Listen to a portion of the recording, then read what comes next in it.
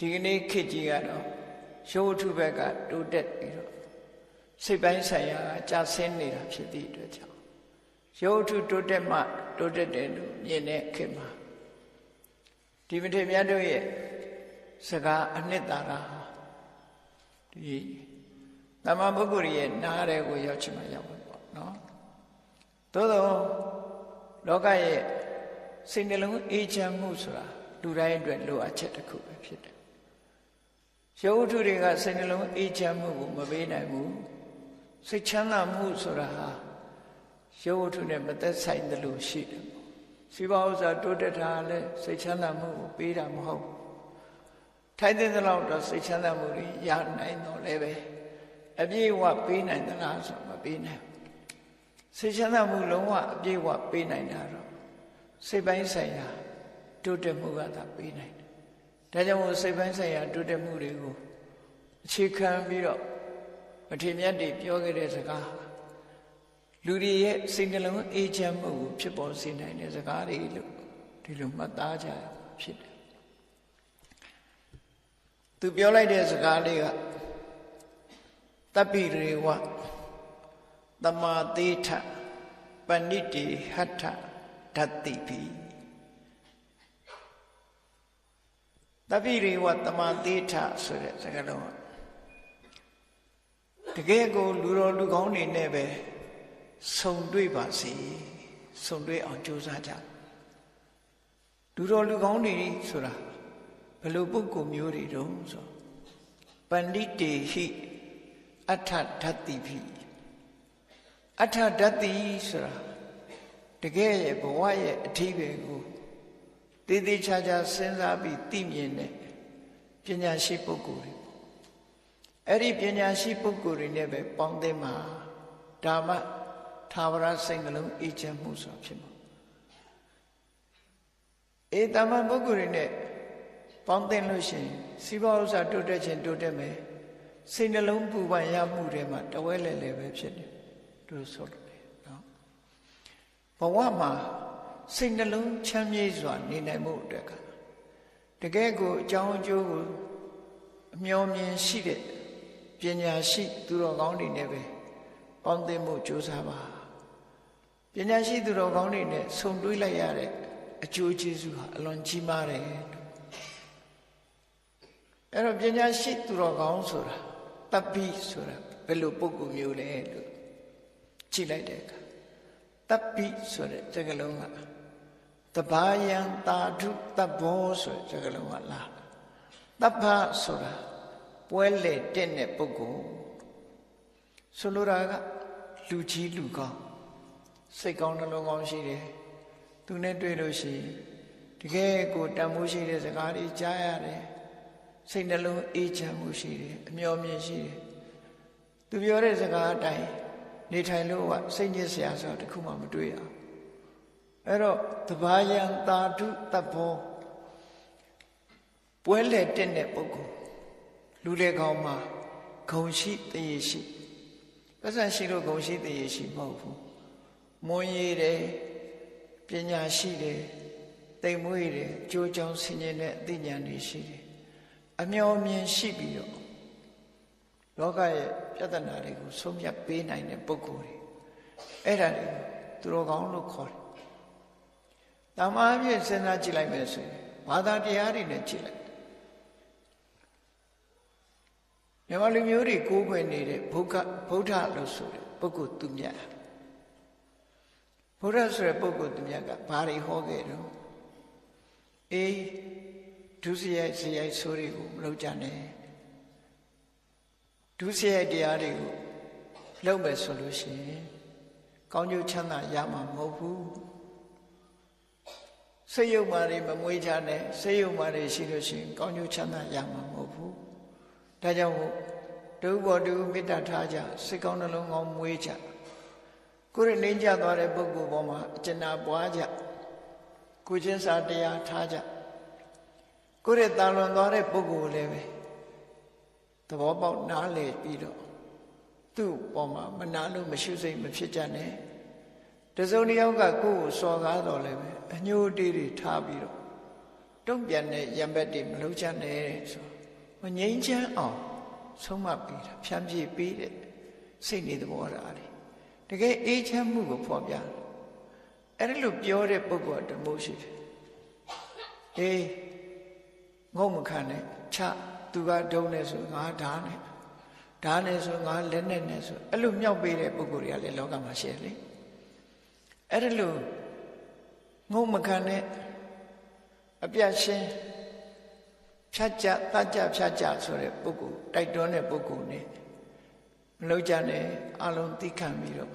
တုံးနဲ့တူဆင်ပြေအောင်ကိုချင်းစာတရားနဲ့နေကြဆိုအေးချမ်းမှုနဲ့ပူလောင်မှုကမတူနော်ပူလောင်မှုကမတူသို့သောလောကသားတွေအနေနဲ့ကတော့ငုံခံလိုက်တာကိုရှုံးပေးတယ်လို့ယူဆကြတယ်ရှုံးပေးတယ်ဒီဘဝမှာသူကကြည့်လိုက်လို့ရှိရင်ရှုံးသွားတယ်လို့ယူဆကြတကယ်ကတော့မြတ်စွာဘုရားကအဲ့ဒါလို့မမြင်ဘူးမရှုံးဘူးဘာကြောင့်မရှုံးလို့ဆိုရင်မင်းရဲ့ရင်ထဲနှလုံးမှာဒေါသဆိုတဲ့အကုသိုလ်မဖြစ်တာကိုအမဲမှမရှုံးဘူးဒေါသအကုသိုလ်ဖြစ်လို့ရှိရင်အ ਨੇ ဆုံးဒီလူဟာဖြစ်လျက်ဘဝမှာအယုတ်ဆိုးကြည်တံဖြစ်မယ်နောက်ဘဝရောက်သွားလို့ရှိရင်လေဒေါသကြီးတဲ့ပုဂ္ဂိုလ်ရဲ့ရှောက်ရပုံဟာအပင်ငရဲပဲဖြစ်တယ်အပင်ငရဲကလွတ်လာလို့ရှိရင်လေသူဟာဒေါသကြီးတဲ့တိရစ္ဆာန်မျိုးတွေပဲဖြစ်တယ်ခွေးဖြစ်ရင်လည်းတဟောင်းဟောင်းလုံးတဲ့အကောင်မျိုးကြိုက်တတ်တဲ့ခွေးနော်ကြားဖြစ်မယ်ချင်းသေးဖြစ်မယ်ရန်လိုတဲ့အမျိုးအစားမျိုးတွေဖြစ်တယ်ဆိုတော့သူဟာဘယ်ဘဝရောက်ရောက်ကောင်းနိုင်စရာအကြောင်းမရှိတော့ဒီဒေါသတွေနဲ့တဟုံဟုံမှန်မှုပြီးတော့သူ့ဘဝဟာအေးချမ်းနေဆိုတော့အဲ့ဒါလို့တစ်ဖက်သားကိုအနိုင်ယူတဲ့အဆိုးတွေဖြစ်တော့သူတို့အနိုင်တဲ့ပုဂ္ဂိုလ်ရောမပေါ်ဘူးလားဆိုပေါ်လာတာပဲလေပေါ်လာတာတုံ့လှဲ့ဆိုတာမျိုးကလောကမှာရှိတာအနိုင်ယူရင်အတုံ့လှဲ့ရှိတယ်အနိုင်မယူဘူးနော်အရှုံးပေးနှလုံးအေးတဲ့ဆေးဆိုရင်ရှုံးပေးလိုက်ခြင်းအပြင်လောကမှာတော့ရှုံးသွားတယ်လို့ထင်တယ်မဟုတ်ဘူးဘသူကိုရှုံးပေးတာတော့ဆိုလို့ရှိရင်မေတ္တာနဲ့အရှုံးပေးတာသာဖြစ်တယ်တုံ့ပြန်မှုမလုပ်တာကိုပဲလူတွေကအရှုံးပေးတယ်လို့ခေါ်တယ်သို့တော့အနိုင်ရလိုက်တာကိုယ်ကနိုင်ရလိုက်တာပညာရှိသူတွေကသူတော်ကောင်းတွေကဘလို့ဟောကြတော့မြတ်စွာဘုရားကိုယ်တိုင်ကဘလို့ခံယူချက်ထားအာကောဒေနစီနေကောတာစိတ်ဆိုးနေတဲ့လူကိုမင်းကမစိတ်မဆိုးပဲသိခံခြင်းနဲ့အနိုင်ယူလိုက်ပါသူ့ဘာလို့တုံ့ဖက်မလဲစိတ်ဆိုးမလဲသိခံခြင်းနဲ့အနိုင်ယူလိုက်ပါသိခံလိုက်လို့ရှိရင်သူလည်းဒေါသပြေသွားမယ်ကိုလည်းဒေါသပြေသွား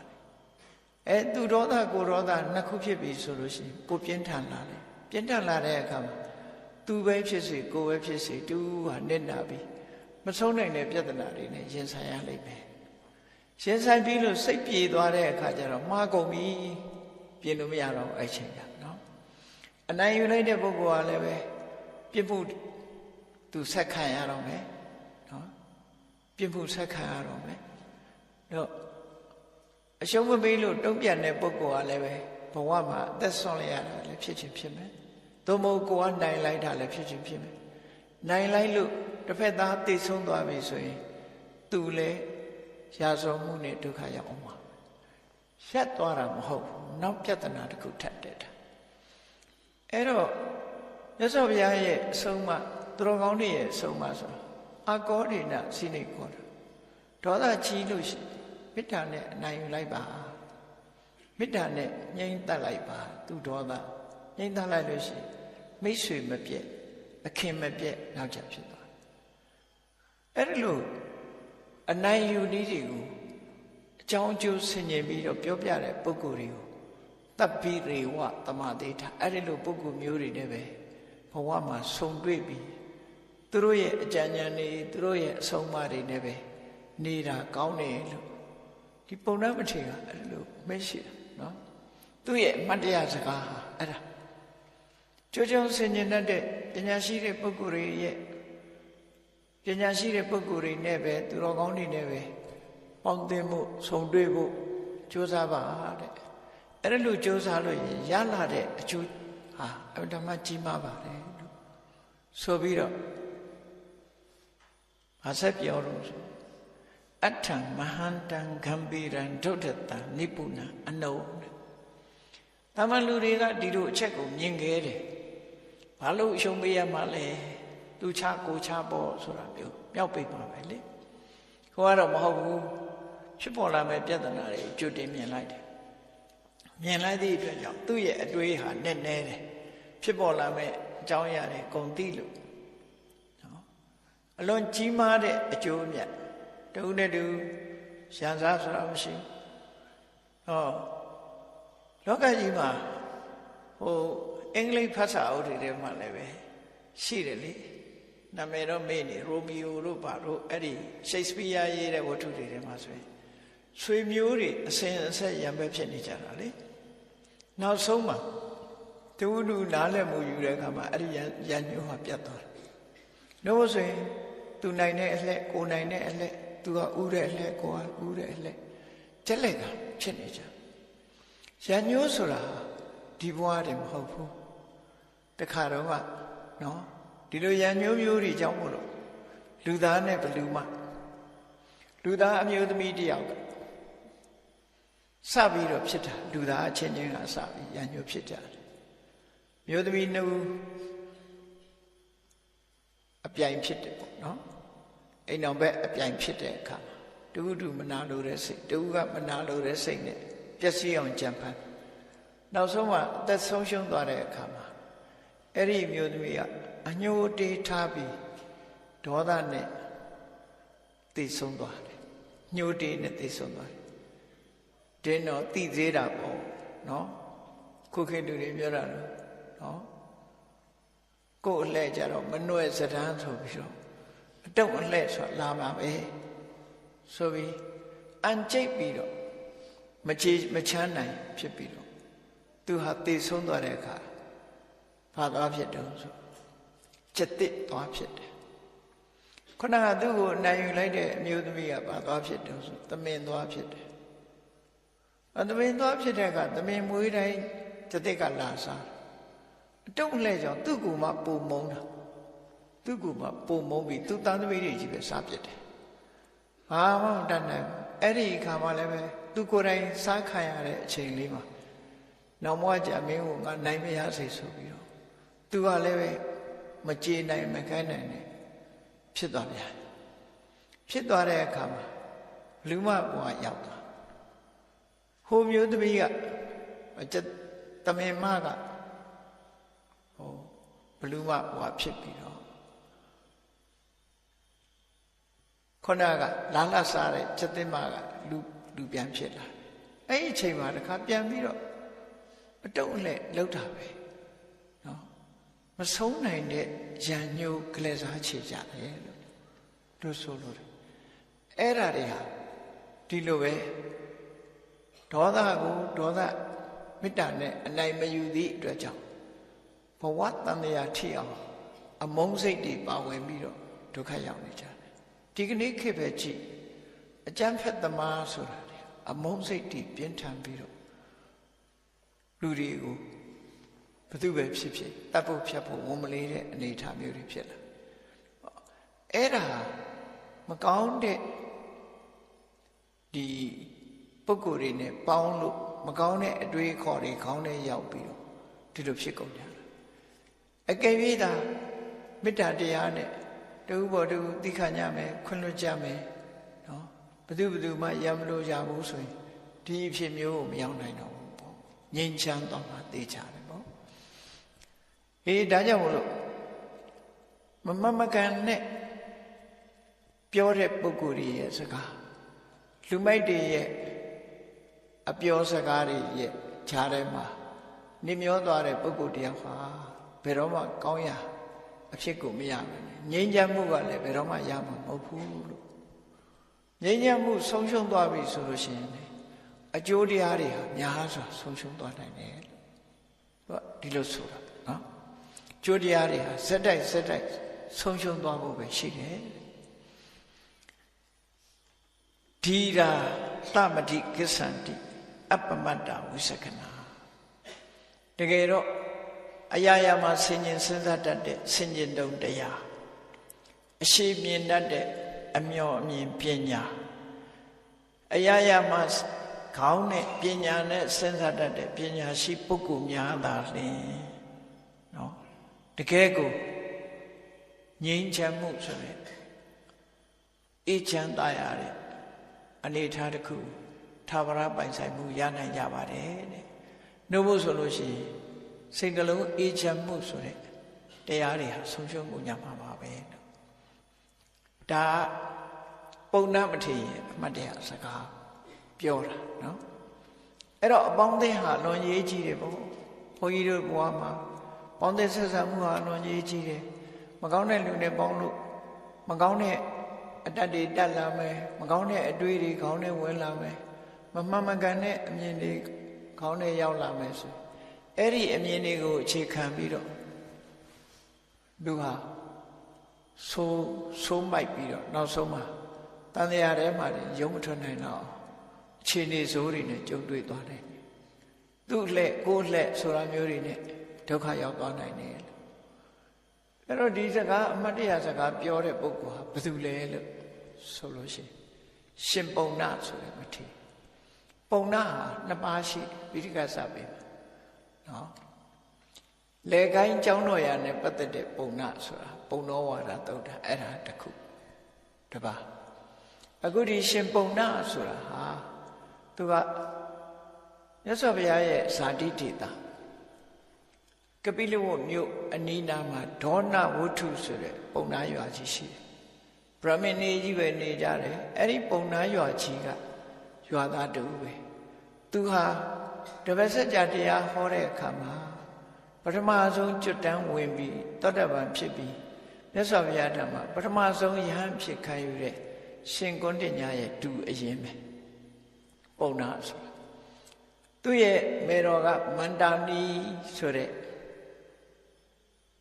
ပုံလေးမှမြို့သမီးဖြစ်လို့သူ့အမေနာမည်နဲ့ဗာထည့်ပြီးတော့ပုံတော်မန္တာနီပုတ်တော်လို့စာပေကျမ်းကမှာဒီလိုဆိုတယ်မန္တာနီဆိုတဲ့ဒကမာကြီးရဲ့မြို့သမီးရဲ့သားဖြစ်တဲ့ရှင်ပုံနာလို့အဲ့ဒီရှင်ပုံနာဟာသူကရှင်ကုဏ္ဏညာမထေရမြတ်ကြီးရဲ့တူရှင်ကုဏ္ဏညာဆိုတာအလုံးသိတဲ့အတိုင်းဘုရားလောင်းလေးမွေးဖွားလာတဲ့အခါမှာဖိတ်ခေါ်ပြီးတော့မင်းသားလေးရဲ့ကြံရည်လက္ခဏာကိုကြည့်ခိုင်းတဲ့ဘုရင်ရဲ့ပရောဟိတ်ပုံနာတွေထဲမှာတဝုဖြစ်ပါဝင်ခဲ့တယ်ပေါ့သူ့ဦးလေးကတဝုဖြစ်ပါဝင်ပညာတတ်ပုဂ္ဂိုလ်အဲသူကလည်းပဲပညာတတ်ပုဂ္ဂိုလ်ပဲအဲ့တော့ကုဏ္ဏညာဆိုတဲ့မထေရမြတ်ကြီးရဲ့တူအရင်ဖះလောင်းလေးနောက်ပိုင်းတောထွက်သွားတဲ့အခါမှာရှင်ကုဏ္ဏညာအမှုပြုတဲ့ပိဿဝဂီတွေလည်းနောက်ကနေလိုက်သွားကြတယ်လိုက်သွားပြီးတော့ပထမဆုံးတရားဓုတရားမြတ်ရရင်နာဖို့ဆိုပြီးအခွင့်ရအောင်လို့ကြိုတင်ပြီးလူဝဆုံးခွာပြီးမလှမ်းမကမ်းမှသွားနေကြတယ်ဖះနဲ့ဖះလောင်းတရားကျင့်တဲ့နေရာအနီးပါးမှနေကြနောက်ဆုံးကျတော့6နှစ်နီးနီးဒုက္ခရစရိယပင်ပန်းခံပြီးတော့ကျင့်တယ်သူတို့ဟာဝိယဝဆဆောင်ရွက်ပြီးရင်ကနေခက်လန်းလန်းကနေကြအဲ့ဒီနီးဟာမှားနေသည့်အတွက်ကြောင့်ကျမကြီးချိုးတက်သွားတဲ့ဘုရားလောင်းကသူ့ရဲ့ technique ပေါ့ကျင့်တဲ့နီးစနစ်တွေကိုပြောင်းလိုက်မယ်ပြောင်းပြီးတော့ကျမကြီးကောင်းအောင်ပြန်ပြီးတော့အစာစားပြီးကျမကြီးခ ्यू ဆိုင်ပြီးအပြန်မွေးတဲ့အချိန်မှာသူတို့ကသွားပြီးဖျားဖြစ်ဖို့အတိညာဏ်တရားဓုကိုတော့ရတော့မှာမဟုတ်တော့ဘူးဆိုပြီးစိတ်ပြက်လက်ပြက်ဖြစ်ပြီးတော့ဗာရာဏသီဘက်ကိုခရီးထွက်သွားကြပြီဣတိပတနာတော်ရောက်သွားကြတယ်သူတို့ဟာဖျားလောင်းတရားကျင့်တာကိုဆုံးခွာပြီးတော့ထွက်သွားကြတယ်စိတ်ပြက်လို့ထွက်ခွာသွားတာနော်အဲ့ဒီရှင်ကောဏ္ဏညာကြီးကကပိလဝတ္ထုမြို့အနီးနားကဒေါနဝတ္ထုဆိုတဲ့ပြမနာရွာကြီးတရွာရွာသားတူဖြစ်တယ်သူ့ရဲ့တူကရှင်ပုံတော်အဲ့လိုမြတ်စွာဘုရားစီသူကတရားနာပြီးနောက်ဆုံးမှာဒွဲဆက်ကြတရားဟောတဲ့အခါမှာသောတပန်ဖြစ်ပြီးချင်းမြတ်စွာဘုရားရဲ့တပိဿဝကယဟန်ဖြစ်ပထမဆုံးပြုခွင့်ရတဲ့ပုဂ္ဂိုလ်ဖြစ်သွားတယ်နောက်ယဟန်နာအပါ60ထွက်ပေါ်လာတဲ့အခါမြတ်စွာဘုရားကခရီးတည်သစာတွေထွက်ပြီးတော့အမှန်တရားကိုလိုက်လံရှင်းပြဖို့အတွက် သာသနာပြုလွတ်တယ်လို့ခေါ်တာပေါ့နော်စရထဘိက္ခဝေစာရိကဘူဇနာဟိတယအများအကျိုးဖြစ်အောင်ထိုဒေသကိုသွားကြမာဧကိနဒွေကမိဋ္ဌတနေရာတဲ့ကိုဥတီချက်ဌာနတစ်ခုနှစ်ယောက်မသွားကြနဲ့တပါးပဲသွားဘာလို့လဲဆိုတော့အငါအပါးမှ60ပဲရှိတာနော်အဲ့တော့ကိုသွားတဲ့နေရာကိုဒီတပါးစီပဲသွားကြဒေတိထဘိက္ခဝေဓမ္မအာရိကလျာဏတကယ်ကိုစစ်မှန်ပြီးတော့လူတွေအကျိုးဖြစ်ထွန်းနိုင်တဲ့အဆုံးအမတရားတွေအမှန်တရားတွေကိုလိုက်လံပြီးတော့ဟောပြောကြမှန်တရားတွေကိုလိုက်လံဟောပြောတယ်ဆိုတာဘာတွေတော့လို့မေးအေးဒုစရိုက်အခြေခံကပြောမယ်ဆိုလို့ရှိရင်ဒုစရိုက်တွေကရှောင်ကြဒုစရိုက်တွေရဲ့အပြစ်ဟာမတမကြီးမားတယ်သူစရိုက်တွေနဲ့နေထိုင်ကြသူစရိုက်တွေရဲ့အကျိုးကဒါတွေရှိတယ်ကုသိုလ်ကောင်းမှုတွေကိုပြုလုပ်ကြအမေဖေးတွေကိုပြုစုကြနော်ဒါနကောင်းမှုလုပ်ကြသီလစောင့်တည်ကြလူတော်လူကောင်းဖြစ်အောင်မေတ္တာဘာဝနာပွားကြစသဖြင့်ကောင်းတဲ့ဘက်ကိုတိုက်တွန်းနှိုးဆော်ပြီးတော့ဟောပြောတာအဲ့ဒါတွေမကဘူးလောကကြီးမှာဘယ်ရာမှမမြင်ဘူးဒါကြောင့်မို့အမှန်မြင်ဖို့အမှန်တွေးဖို့အပြောဆိုလုပ်ကိုင်အသက်မွေးမှုဝါမှုတွေဟာမှန်ကန်တဲ့ဘက်ကိုဥတည်ထားကြဖို့ကျိုးပန်းအထုတ်တယ်ဆိုတာဘာတွေကိုကျိုးပန်းအထုတ်အောင်စီးပွားရေးကျိုးပန်းအထုတ်တာကတစ်ခုဓမ္မရေးနဲ့ပတ်သက်လာပြီးကိုယ်တဏ္ဍာမှာမကောင်းတဲ့စိတ်တွေသဘောထားတွေရှိရင်တွန်းလှန်ဖယ်ရှားပစ်ဖို့ကြိုးစားကြကောင်းတဲ့စိတ်တွေသဘောထားတွေမွေးမြူဖို့ကြိုးစားကြကြိုးစားခိုင်းကိုယ့်ဘဝကိုတတိရှိကြစိတ်ဓာတ်တည်ငြိမ်အောင်ကြိုးစားကြလို့မဂ္ဂင်၈ပါးနဲ့တိုက်တွန်းပြီးတော့လိုက်လံပြီးတော့ဟောပြောတာအဲ့ဒီအချိန်တုန်းကဒီပထမဆုံးယဟန်ဖြစ်သွားတဲ့ရှင်ကုဏ္ဏညာမထေရမြတ်စွာဘုရားကသာသနာပြုလို့တော့သူပဲသွားတော့ဆိုကပိလုသွားတာသူဒေတာကိုသူပြန်သွားလိုက်တယ်ပြန်သွားပြီးတော့သူ့ရဲ့တူလေးကအရွယ်ရောက်နေပြီအဲ့တော့စာတော်တယ်တတ်တယ်ပုံနာဆိုတဲ့လူငယ်လူရွယ်လေးဟာထက်ထက်မြက်မြက်ရှိတော့သူ့တူလေးနားလဲအောင်ပြောပြီးတော့သူကသင်္ကန်းဝတ်ပေးတယ်သင်္ကန်းဝတ်ပေးတယ်ထာဝရငြိမ်းချမ်းတဲ့အငြိမ့်တက်ကိုရခြင်းမင်းဗြဟ္မပြည်ရောက်လည်းပဲဒီမင်းတို့ကျင့်နေတဲ့အကျင့်ဟာဗြဟ္မပြည်ကိုရောက်ဖို့မဟုတ်နိုင်ဘူးမရှိနိုင်ဘူးအဲ့တော့ဗြဟ္မပြည်ရောက်တာတဲ့တန်တရားလည်းပဲငါတို့ကျင့်တဲ့အကျင့်ဗုဒ္ဓဂေါရမဟောတဲ့လမ်းစဉ်ကိုမင်းလိုက်တာကောင်းတယ်ဆိုတူတူလေးကိုနားချပြီးသာသနာ့ဘောင်ဝင်ခိုင်းလိုက်တယ်ဝင်ခိုင်းရဟန်းပြုပေးထားတယ်ရဟန်းပြုပေးထားတော့သူကရဟန်းပြုပြီးတော့မြတ်စွာဘုရားကရဟန်းတန်ဃာတွေကိုဒေသစာတွေကြွချီဖို့ဆိုဆေလွတ်လိုက်ပြီးတဲ့နောက်မှာသူကိုယ်တိုင်ကဂယာဘက်ကိုကြွသွားတယ်ဂယာဘက်မှာ2လ3လနီးနီးသတင်းသုံးနေထိုင်ပြီးတော့ယသိတစ်ထောင်အခြေအနေကိုကြည့်ပြီးယသိတစ်ထောင်နားလဲသဘောပေါက်အောင်ယသိတစ်ထောင်ကိုစီယုံပြီးတော့တရားချနောက်ဆုံးမှာယသိတစ်ထောင်ဟာသူတို့ရဲ့လမ်းစဉ်တွေကိုစွန့်ပယ်ပြီးမြတ်စွာဘုရားရဲ့လမ်းစဉ်နောက်ကိုလိုက်ကြတယ်နော်အဲ့လိုလမ်းစဉ်နောက်လိုက်တာတဲ့အခါအားလုံးကယဟန်ဖြစ်ပြီးတော့ဖရာဘယ်ကိုကြွတော့ဆိုဗေမိသာရမင်းကြီးကတောထွက်လာတော့မှသူကတောင်းဆိုထားတာရှိတယ်ရှင်ဘုရားဗုဒ္ဓအဖြစ်သို့ရောက်ရင်သူ့နိုင်ငံကိုပထမဆုံးကြွပေးပါလို့ဆိုအဲ့တော့ရာဇဂိုနဲ့လည်းနီးနေတာဖြစ်တော့ကြောင့်ဘုရားကရာကနေပြီးယသိတစ်ထောင်နောက်ပါခြံရံနေရာဇဂိုဘက်ကိုယင်ကြွလိုက်တာရာဇဂိုကြွပြီးတော့မြတ်စွာဘုရားဟာရာဇဂိုမှာသတင်းသုံးနေထိုင်ခဲ့တယ်ပေါ့နော်အဲ့လိုသတင်းသုံးနေထိုင်တယ်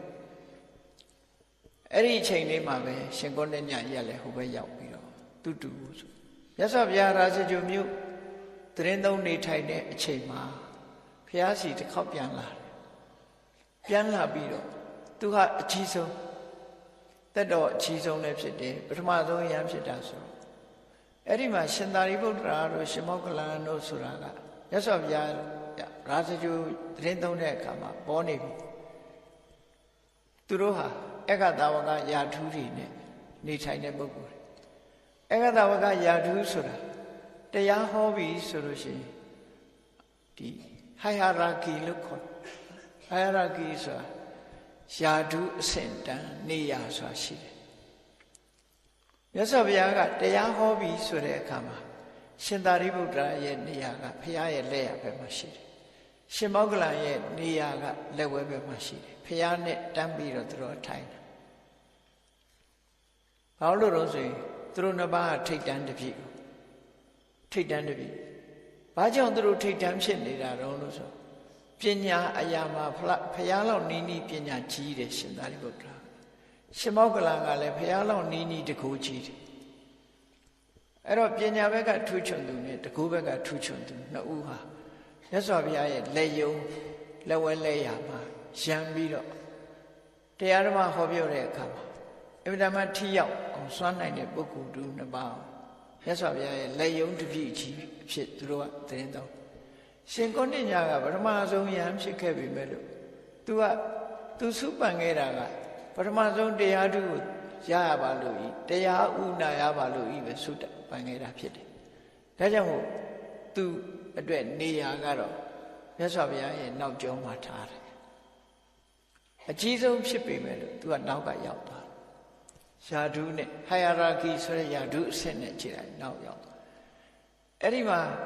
ရှင်သာရိပုတ္တရာတို့ရှင်မောဂလန်တို့ကသူရှိရထိုင်ရမှာအာနာတယ်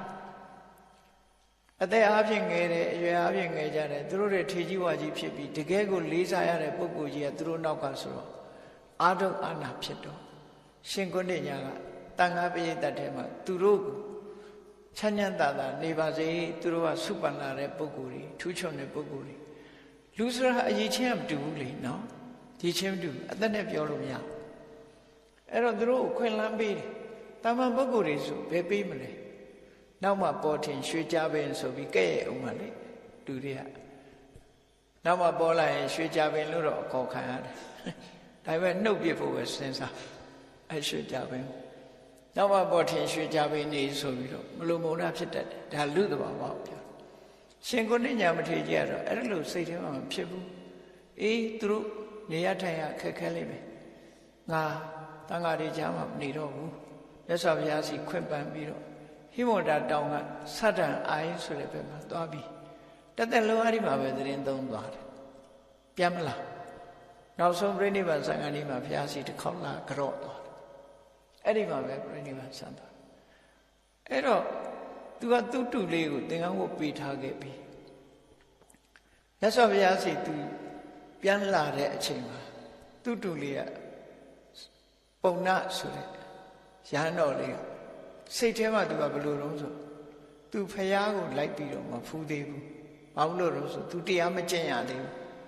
သူဦးကြီးတော်စီကတရားဓမ္မတွေကိုသူနာယူလိုက်တာနာယူပြီးတော့ကမ္မထာအထုတ်နည်းတွေကိုသူမှတ်သားပြီးတရားထုတ်ပြီးတရားထုတရားမြတ်ရမှငါဖះကိုသွားဖူးတော့မယ်နော်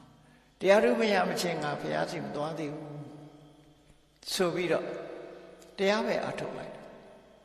တရားအထုတ်လိုက်တော့သူဟာယန္နာဖြစ်သွားတယ်ယန္နာဖြစ်သွားတဲ့အခါမှာဘာတွေကိုသူစိတ်ဝင်စားတော့လို့ဆိုယဟန်ဘဝမှာနော်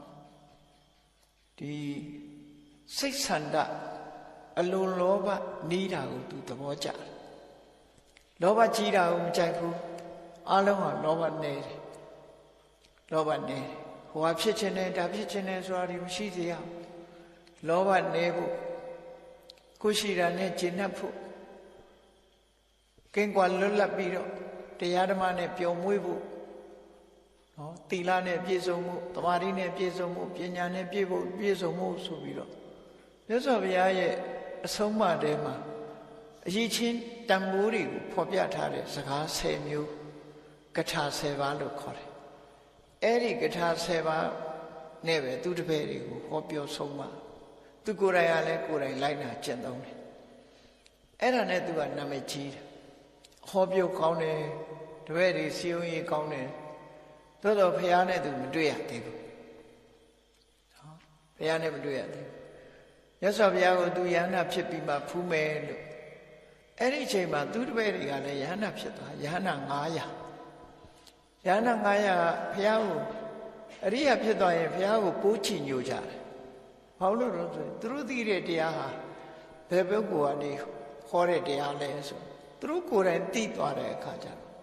ဟာဒီလိုစစ်မှန်တရားမျိုးဒီလိုပုဂ္ဂိုလ်မျိုးရဲ့တရားဟာအမှန်တမ်းထူးခြားတယ်ဒီလိုပုဂ္ဂိုလ်မျိုးနဲ့မတွေ့ရရင်ဒီတရားမျိုးမနာရရင်တို့ဒီအသိဉာဏ်တွေရမှာမဟုတ်ဘူးဆိုသိကျေစုတင်လို့ဘုရားကိုဖူးချင်ကြတယ်ရှင်ပုံနာကိုအလုံးကခွင့်ပန်တဲ့အခါရှင်ပုံနာကဘာစဉ်းစားလိုက်တော့ဆိုငါဟာဒီပရိသတ်တွေတအုံအုံနဲ့နေတာကိုမြတ်စွာဘုရားမကြိုက်ဘူးနော်ပဝိဝေကလို့ခေါ်တယ်လူတွေစီကားဖြစ်တာဆိုလို့ရှိရင်သူကရဟန်းတန်ဃာတွေဖို့မှာဒါကောင်းတဲ့လက္ခဏာမဟုတ်ဘူးသူကဘာလို့လဲဆိုပရိသတ်များနေလို့ရှိရင်ဒီတရားနှလုံးသွင်းမှုအချိန်ကနည်းသွားတယ်ဒါကြောင့်မလို့စိတ်နှလုံးအိတ်ချမ်းမှုရဖို့ရအတွက်ကတယောက်ထီးနေမှပို့ပြီးတော့ဖြစ်တယ်solitary life ဆိုတာနော်တယောက်တည်းနေတဲ့အနေအထားမျိုးသူကပို့ပြီးတော့နှစ်သက်တော့သူစိတ်ထဲမှာသူကအဲ့ဒါကိုချီးမွမ်းဟောပြောလေးရှိသည့်အတွက်ကြောင့်သူကစဉ်းစားလိုက်တယ်သူတပိပိဋက900နဲ့အတူဖျားစီသွားမယ်ဆိုလို့ရှိရင်သူဟာအချမ်းရံနေနဲ့ဒီလိုနေပြီးတော့အတိုင်းနဲ့အဝိုင်းနဲ့သူခေါ်တဲ့တရားနဲ့သူလုံးရက်နဲ့ဟာမကိုက်ဘူးဒါကြောင့်သူဟာတယောက်တည်းပဲသွားချင်တယ်တပည့်တွေနဲ့မသွားချင်ဘူးဒါကြောင့်တပည့်တွေကိုအရင်လွှတ်လိုက်တယ်ကဲကိုတော်တို့အရင်သွားမြတ်စွာဘုရားကိုရှိခိုးတပည့်တော်ရဲ့စကားနဲ့ဘုရားရဲ့ခြေတော်ဆုံးကိုဥတိုက်တဲ့အကြောင်းကိုရှောက်ထားတပည့်တော်နောက်မှလိုက်လာခဲ့ပါမယ်ဆိုသူကိုယ်တိုင်ဟောတဲ့တရားကိုသူကိုယ်တိုင်လေးစားလိုက်နာတဲ့အနေနဲ့သူဟာတဝိရိနေတဲ့ဘဝကိုစံပြအနေနဲ့နေပြပြီးသူတို့တွေကိုလွှတ်လိုက်တယ်လွှတ်လိုက်တဲ့အခါကျတော့သူတို့တွေကလည်းသူ့ကိုအလွန်လေးစားကြတယ်မြတ်စွာဘုရားစီရောက်တဲ့အခါကျတော့သူတို့တွေကသူတို့ဆရာဘယ်လောက်တော်တယ်ဘာတွေကိုဟောပြောတယ်ဆိုတော့မြတ်စွာဘုရားကိုရှောက်ကြတယ်နော်ရှောက်ကြတဲ့အခါဒီလိုဒီဘယ်အရာပဲဖြစ်ဖြစ်လောဘမကြီးတာတော့ရှိတာလေးနဲ့ကျင့်တတ်တာတော့လွတ်လွတ်လပ်လပ်နေတာတော့ကိုချင်းသီလပြေဝအောင်အထောက်ထားတော့ဆိုတဲ့အည်အသွေးတွေသူဟာသူကိုယ်တိုင်လည်းရှိအောင်လုပ်တယ်တပည့်တွေကိုလည်းရှိအောင်ဒါကိုပဲအလေးနဲ့ထားပြီးတော့ဟောပြောတယ်ဆိုတာလေမြတ်စွာဘုရားကိုရှောက်ကြတယ်အဲ့ဒီစကားကိုဘယ်သူကကြားတော့ဆိုရှင်သာရိပုတ္တရာကြားဇာတိဒေသမှာသာသနာပြုတရားဟောနေတာရှင်ပုံနာအဟောပြောလဲအလွန်ကောင်းတယ်ဆိုတာရှင်သာရိပုတ္တရာကြားတော့ရှင်သာရိပုတ္တရာအလွန်ပညာကိုတန်ဖိုးထားတဲ့ပုဂ္ဂိုလ်ဆိုဒီစကားလည်းကြားလိုက်ရောသူရှင်ပုံနာကိုသိတွေ့ခြင်းစိတ်ရှိသိတွေ့ခြင်းအဲ့တော့တွေ့ခြင်းတော့ယဟန်တွေကိုခဏခဏပြောတာရှင်ပုံနာများလာလိုက်လို့ရှိရင်သူကတဏှာရောက်နေမတွေ့လိုက်ရမှာဆိုသူစီကိုသတင်းပို့ကြပါမြတ်စွာဘုရားရဲ့ဇာတိဒေသကရှင်ပုံနာဆိုတာဟာအင်မတန်မှတော်တယ်ဘုရားရှိခိုးမှာသူ့တပည့်တွေကချီးမွမ်းပြီးရှောက်ကြတယ်အတော်ကိုတော်တဲ့ပုဂ္ဂိုလ်သူ့ကိုတွေးချင်လိုက်တာလို့ရှင်သာရိပုတ္တရာပြောတော့ယဟန်တန်ဃာထဲမှာပဲထင်ရှားတယ်ရှင်သာရိပုတ္တရာဟာရှင်ပုံနာကိုမမြင်ခင်ကတည်းကခင်မင်ပြီးတော့တွေးချင်မျက်နှိုးတယ်ဆိုတာကိုသိလာအဲ့တော့မြတ်စွာဘုရားရာဇဂိုမြို့ကနေပြီးတော့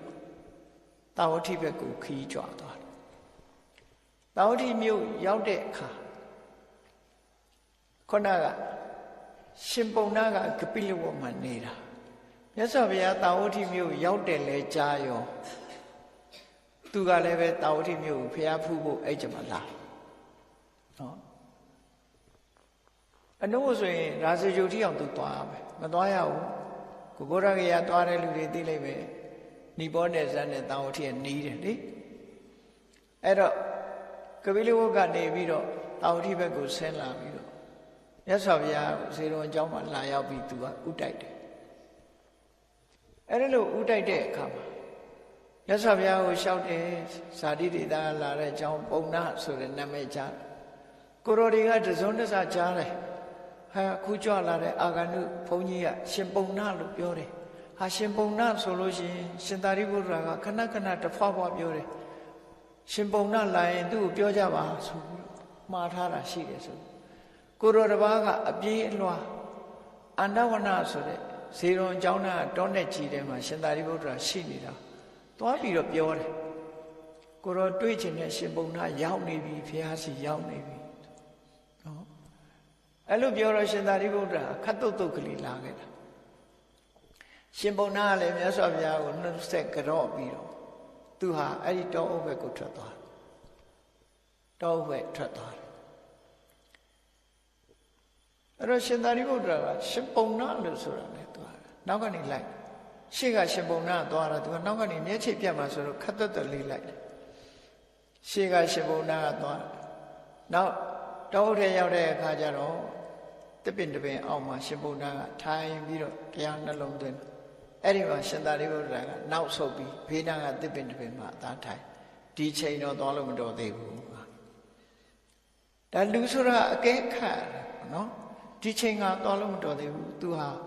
သမဘာဝင်စားနေတဲ့ချိန်ဒီချိန်မှာသွားစကားပြောရမယ့်အချိန်မဟုတ်ဘူးဆိုပြီးတော့မလတ်မကန်းကနေပြီးတော့မျက်စိအောက်ကပျောက်သွားမှဆိုလို့စောင့်ကြည့်နေတဲ့ပုံစံမျိုးအဲ့ဒီမှာသွားပြီးတော့နေရှင်ပုံနာကအဲ့ဒီမှာသမဘာဝင်စားရကနေထဈဉ္ဉံလျှောက်ပြီးဆိုတဲ့အချိန်ကျမှရှင်သာရိပုတ္တရာကသူ့တစ်ပင်အောက်ကထွက်လာပြီရှင်ပုံနာစီရောက်လာတာသိတွေးချင်တာသူသိတွေးချင်တော့နာမည်ကိုရင်မမေးဘူးရှင်ပုံနာရဲ့စွမ်းရည်တတ္တိကိုသိချင်တာလေကိုရောတဲ့မေးပြရစီတဲ့ကိုရောသာသနာပေါင်းဝင်တာဟာတီလာစင်ကြယ်ကိုဝင်တာလားဟုတ်ပါဘူးတဲ့နောက်ဖြေပုံလေးကိုကြည့်ဒါဖြင့်တမာတိတိုးတက်ဖို့ဝင်တာလားမဟုတ်ပါဘူးပြောလိုက်တာတစ်ခုစီမေးသွားပြီးတော့ဟောတီလာအတွက်လည်းမဟုတ်ဘူးတမာတိအတွက်လည်းမဟုတ်ဘူးနဲ့ဝိပဿနာဉာဏ်အဆင့်တွေကိုမေးတာအဲ့ဒါအတွက်လားမဟုတ်ဘူးတဲ့နော်တီလာဝိသုဒ္ဓိစိတ်တဝိသုဒ္ဓိတီလာဝိသုဒ္ဓိဆိုတာကိုချင်းတီလာတွေပြည့်စုံတာစိတ်တဝိသုဒ္ဓိဆိုတာတမာတိစွမ်းအားတွေပြည့်တာစိတ်စင်ကြယ်တာနောက်ကင်္ခာဝိတရဏဝိသုဒ္ဓိဆိုတာအကြောင်းအကျိုးအကြောင်းတရားကိုသိမြင်ပြီးတော့စင်ကြယ်တာနော်ပฏิပဒါညာဏတသနာဝိသုဒ္ဓိမေဃညာဏတသနာဝိသုဒ္ဓိဝိပဿနာလမ်းကြောင်းဟုတ်တယ်မဟုတ်ဘူးဆိုတာကိုသိပြီးစင်ကြယ်တာပฏิပဒါညာဏတသနာဝိသုဒ္ဓိလမ်းမှန်ပေါ်ရောက်ပြီးတော့စင်ကြယ်တာညာဏတသနာဝိသုဒ္ဓိမဉဏ်ရပြီးစင်ကြယ်တာအဲ့ဒါတွေအတွက်ကိုရောသင်္ကန်းဝဋ္ဌလားဘုရားစီမှာတရားထုတ်တာလားဆိုမဟုတ်ဘူးလို့ဖြေဒါဖြင့်ဘာအတွက်တုံးဆိုနိဗ္ဗာန်ကိုမျက်မှောက်ပြုဖို့အတွက်ကြိုးစားတယ်ဆိုတော့အနုပါဒဒီစကားဟာတမာအဖြစ်ဆိုရင်ကိုရောသီလစင်ကြယ်ခြင်းလို့ယဟန်ဝဋ္ဌလားဆိုဟုတ်တယ်လို့ပဲပြောကြမှာသူမဟုတ်ဘူးလေဘာလို့ဆိုဒါလမ်းဆုံးမှမဟုတ်တာနော်လမ်းဆုံးမှမဟုတ်တာအဲ့ဒါတွေကိုရှင်သာရိပုတ္တရာကိုဥပမာနဲ့ရှင်းပြတယ်ကောသလမင်းကြီးကခီးထွက်လာတယ်တဲ့ခီးထွက်တဲ့ကအရေးတကြီးသွားเสียရှိတယ်မြင်းထားတစ်စီးနဲ့သွားရင်မြင်းမခံနိုင်ဘူးခီးကနည်းနည်းဝေးတယ်ဝေးသည့်အတွက်ကြောင့်မြင်းလဲ9စီးမြင်းထား9စီးကိုဆင့်ခေါ်ထားတယ်ဘယ်နာတစ်စီးဆောင်ဘယ်နာတစ်စီးဆောင်တာဝတိမျိုးကထွက်လိုက်တဲ့အခါတစ်စီးအဲ့ဒီမြင်းမောပြီဆိုရင်နောက်မြင်းတစ်စီးပေါ်တစ်စီးဆက်သွားအဲ့တော့နောက်တစ်စီးပေါ်ဆက်သွားနဲ့မြင်း9စီးနောက်ဆုံးသူသွားခြင်းတဲ့နေရာကိုရောက်တယ်ရောက်တဲ့အခါမှာတဲ့ဘယ်ထားနဲ့လာတာတော့လို့ပေးမယ်ဆိုလို့ရှိရင်သူကကြည့်လေတာဝတိမျိုးကထွက်လာတော့ကယထာတစ်စင်းလေကြားထဲမှာလည်းယထာတွေအများကြီးသူပြောဖို့ရတစ်စင်းနဲ့လည်းပြောလို့မရ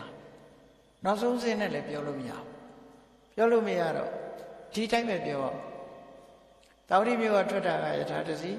အဲယထာတစ်စီးပြီးတော့နောက်တစ်ခါတစ်စီးဆိုအစင်းစင်းနောက်ဆုံးဒီနေရာရောက်လာတဲ့ယထာကတော့ဒါပဲလို့ဆိုပြီးတော့အဲ့ဒါလို့ဖြေးတယ်လို့ပဲတဲ့ဒီသီလဝိသုဒ္ဓိဆိုတာဘာအတွက်တုံးဆိုစိတ်စင်ကြယ်ဖို့အတွက်စိတ်တဝိသုဒ္ဓိအတွက်သာဖြစ်တယ်အဲ့ဒီပဲတဆင့်ပို့ပေးတာသူကယ ယဟန်တန်ဃာတွေသီလစင်ကြယ်ရင်စိတ်တဝိတ္တုစိတ်စင်ကြယ်မှုကိုပို့ပေးစိတ်စင်ကြယ်မှုကဘယ်ကိုပို့ပေးတော့ဆိုကင်္ခဝိတရဏဝိတ္တုဓမ္မရေးရနဲ့ပတ်သက်ပြီးတန်တရားကင်းတဲ့စီကိုပို့ပေးဒါဖြင့်တန်တရားကင်းတာဘယ်ကိုပို့ပေးတော့ဆိုမေဃညာဏတသနာဝိတ္တုဝိပဿနာလမ်းကြောင်းဟုတ်တယ်မဟုတ်ဘူးဆိုတော့သိဘူးအဲ့ဒါလို့သွားလိုက်တာနောက်ဆုံးကြတော့မှညာဏတသနာဝိတ္တုထိရမှာနိဗ္ဗာန်ပို့လာအဲ့တော့ဘယ်ဟာပို့လာတော့ဆိုတော့သူကအစင်အစင်သွားတာအလုံးကိုပဲဖြေရတခုတည်းနဲ့ဖြေလို့မရအဲ့တော့ရှင်သာရိပုတ္တရာကမေးလိုက်တာကိုသူကအဲ့ဒါလို့စနစ်တကျဖြေဆိုပြီးတော့ပြ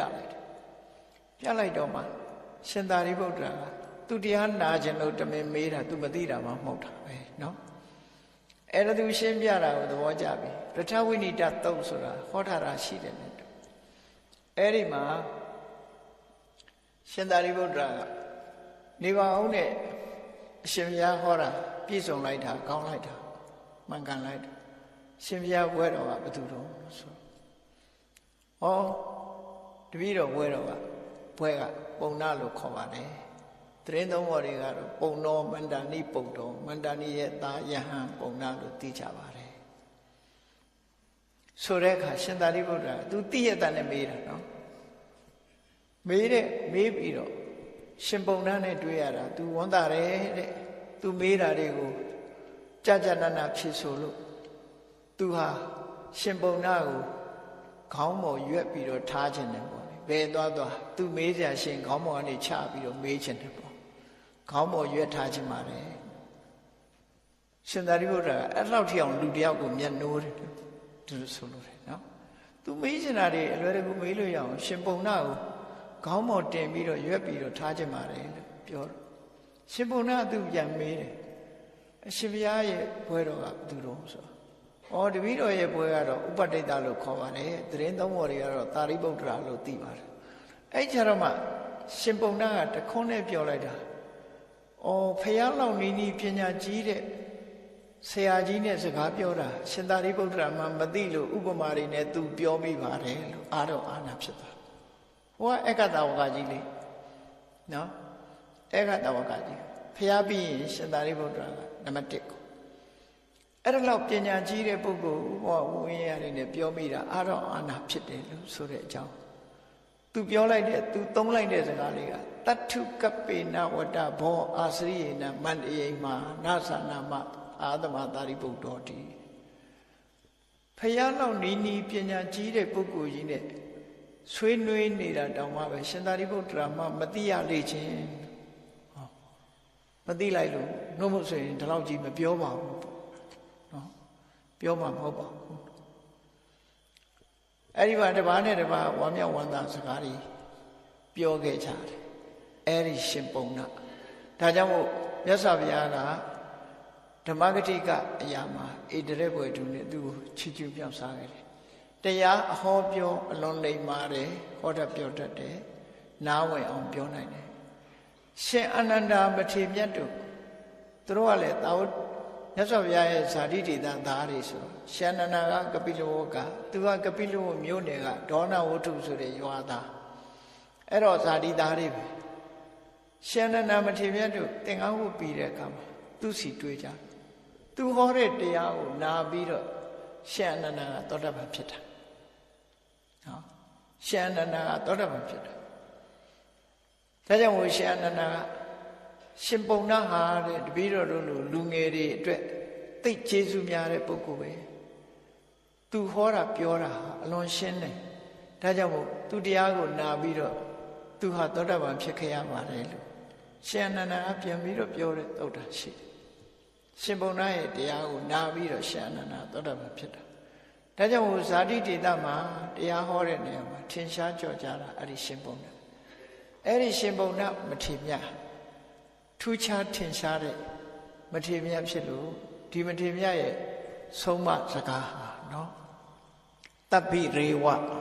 တမသေးထပန္တိတိဟထဓာတိပိတပ္ပိဆိုတဲ့လူကြီးလူကောင်းတဘာယံသာဓုတပ္ပိတပ္ဘောလူကြီးလူကောင်းပွဲလေတင့်တဲ့ပုဂ္ဂိုလ်လို့ဆိုတယ်နော် ပညာရဲရင်ပွဲလက်တင့်ဆိုဗမာစကားဒီတပ်ပိကိုပြောတယ်ပညာထူးချွန်တယ်အကျင့်သီလကောင်းတယ်ဒါကြောင့်အဲ့ဒီပုဂ္ဂိုလ်တွေဟာထူးချွန်ထက်မြက်တဲ့ပုဂ္ဂိုလ်တွေဖြစ်တယ်အဲ့ဒါလိုလူကြီးလူကောင်းပန္တိတာဆိုအမျိုးမြင်ရှိတယ်အထဓာတိအကြောင်းအကျိုးသိချာရှုမြင်တတ်တယ်အမျိုးမြင်ကြီးမားတယ်အဲ့ဒီပုဂ္ဂိုလ်တွေနဲ့ပဲပေါင်းသိကြပါသူကိုယ်တိုင်ဟာအခုလိုသူ့ရဲ့ဥယျာဉ်တော်ဖြစ်တဲ့ရှင်ကုဏ္ဏညာပတိမြတ်ရဲ့အဆုံးအမတရားကိုနားရတယ်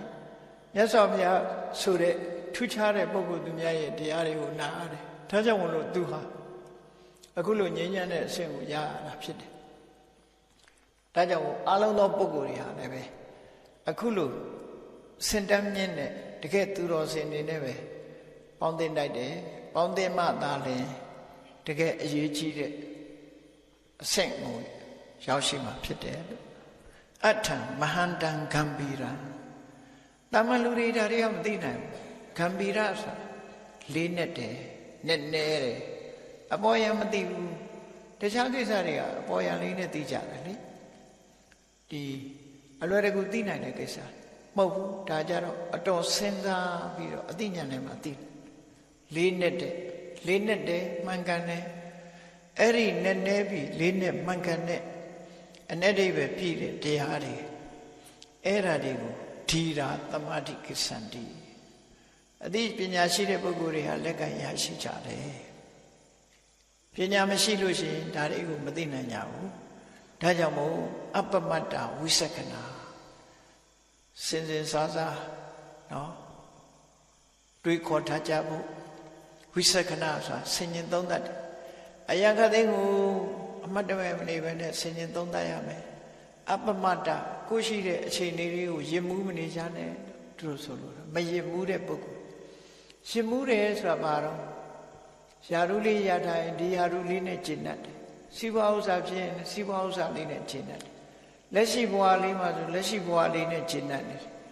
ဒီတဲ့အစင်မြင့်တဲ့အလုပ်တစ်ခုကိုလုပ်ဖို့ရလူတွေဟာမေ့လျော့နေကြတယ်အဲ့ဒါကိုရင်မှုတယ်လို့ခေါ်တယ်ရင်မှုတယ်ဆိုတာကျင့်တတ်နေတာကိုယ့်အချိန်လေးနဲ့လူတွေဟာကျင့်တတ်နေကြတယ်အဲ့တော့ကျင့်တတ်တယ်ဆိုတာမကောင်းဘူးလားလို့ပြောမယ်ဆိုလို့ရှိရင်လှုပ်တဲ့လှုပ်တိုက်တာတွေကိုမလှုပ်ဖဲနေရင်ဆုံးရှုံးမှုတွေကအများကြီးဖြစ်တယ်ကိုယ့်ဟာလေးနဲ့ကိုယ်ကျင့်တတ်နေနော်ကျင့်တတ်တယ်ဆိုတာရစ်မှုနေတာဆိုလို့တယ်ကဲရစ်မှုပုံကဘလို့တွေရစ်မှုကြတော့ဆိုတာထင်ရှားအောင်ပြောရမယ်ဆိုလူငယ်လူရွယ်လေးတွေဟာဘာနဲ့ရစ်မှုလဲဆိုသူတို့ရဲ့နုပြိုတဲ့အရွယ်နဲ့သူတို့ကရစ်မှုတယ်လူငယ်ဆိုတာလူငယ်စိတ်လေးနဲ့ရစ်မှုနေတယ်လူငယ်စိတ်နဲ့ရစ်မှုနေသည့်အတွက်ကြောင့်သူဟာကောင်းတာလုပ်ဖို့အရေးကြီးတာလုပ်ဖို့မကြိုးစားဖြစ်ဘူးတတိပဋ္ဌာဖြစ်ဘူးအဲ့ဒါကိုယုပ္ပနမထလို့ခေါ်တယ်နုပြုတ်တဲ့အရွယ်လေးမှရစ်မှုနေတာကျင့်တတ်နေတာလေဒါလေးနဲ့လူငယ်လူရွယ်လေးဟာကျင့်တတ်ပြီးတော့နေကြတာကိုယ်ဘဝမှာပြောသလိုနေကြတယ်ကျင့်တတ်ကြတယ်ခြေနေတခုကျင့်တတ်တယ်အဲ့ဒီကျင့်တတ်နေတာဟာသာဝရလားကိုကျင့်တတ်နေတဲ့နုပြုတ်မှုဟာသာဝရလားဆိုဘယ်မှာတော့သိမကြောက်နော်လူဘဝရလာပြီးတော့သိမကြောက်30 40လောက်50လောက်ရောက်လာပြီဆိုရင်နုပြုတ်မှုတွေကဆုံးရှုံးသွားပြီလေ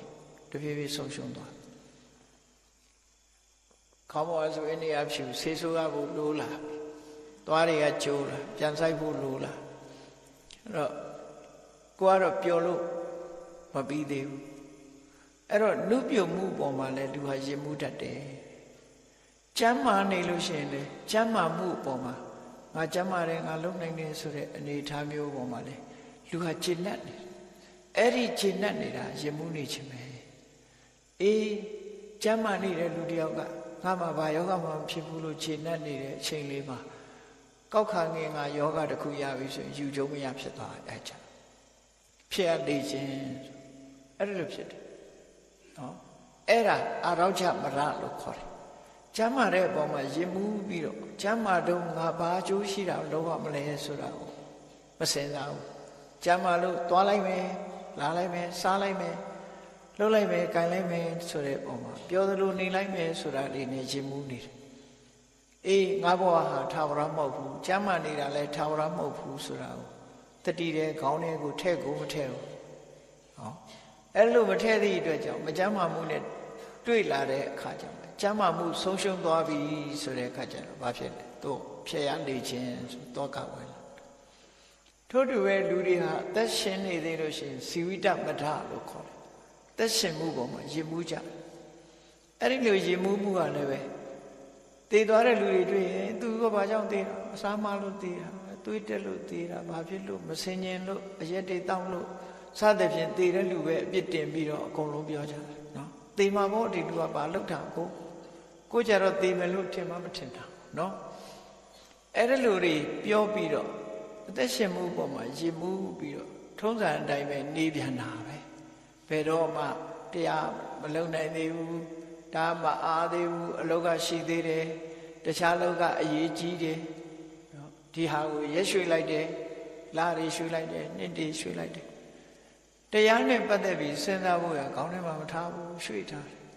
ဟောပြုတ်ကနေတည်တော့မယ်ဆိုတဲ့အခါကျဒုက္ခရောက်ပြန်နော်အဲ့ဒါရှင်မှုတယ်ဆိုတာအဲ့ဒီအဓိပ္ပာယ်ကိုပြောတာနော်အဲ့ဒါကြောင့်မလို့အပ္ပမတ္တာရှင်မှုမေ့လျော့ခြင်းကင်းပြီးတော့ဝိသက္ခဏာကိုရထားတဲ့အခြေအနေတစ်ခုမှန်မှန်ကန်ကန်ဆင်ခြင်သုံးသပ်တတ်တဲ့ဒီတာပညာရှိပုဂ္ဂိုလ်တွေသာလင်ခုနပြောတဲ့တကယ်ကိုအထွတ်မြတ်ဖြစ်တဲ့သိမ်မွေးတဲ့နိဗ္ဗာန်ဆိုတဲ့တရားအငြိမ့်တက်ကိုရရှိနိုင်ကြတာဖြစ်တယ်သူတော်ကောင်းနဲ့ပေါင်းမှဒါတွေကိုရနိုင်တယ်သို့ဆိုရင်ဒါတွေရကောင်းမှတော့မသိဘူးလို့ဒါကြောင့်သူတော်ကောင်းတွေနဲ့ပေါင်းပါလို့ရှင်ပုံနာကဒီလိုဆုံးမစကားအမှတ်တရစကားကိုပြောကြားခဲ့တာဖြစ်တယ်တရားချစ်ခင်သူတော်စင်ပရိသတ်တို့ရှင်ပုံနာမထေမြတ်ရဲ့အမှတ်တရစကားကိုနိုင်ယူမှတ်သားပြီးတို့တွေဟာရှိနေတဲ့အခြေအနေတစ်ခုပေါ်မှာယဉ်မှုမနေပဲနဲ့လှုပ်တဲ့လှုပ်တတ်တာတွေလုံးဝကြိုးစားအထောက်မှဖြစ်မယ်ဆိုတာကိုစီတတိချက်ပြီးတော့ကြည်ကြံကြိုးကုပ်ပွားများအထောက်နိုင်ကြပါစေကုန်သတည်း